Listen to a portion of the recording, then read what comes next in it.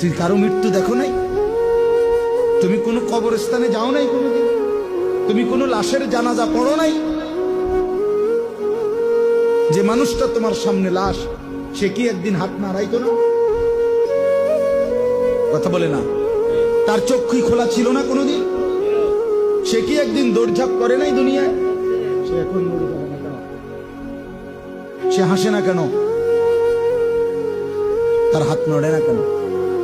দয়া করে বুঝতে শিখে। আল্লাহ তাআলা বলছে, বল তানজুর নাফসুম মা কদ্দামাত লিগাদ।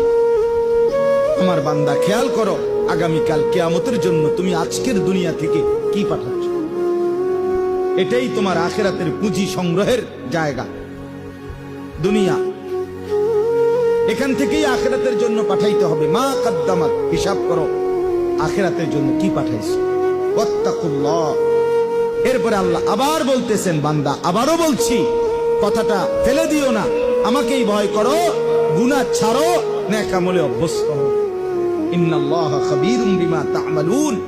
এরপরে আল্লাহ বলেন, শোনো বান্দা ঈমানদার, তোমাকে বলছি আমি কিন্তু তোমরা যা করছো তার পূর্ণ খবর রাখছি।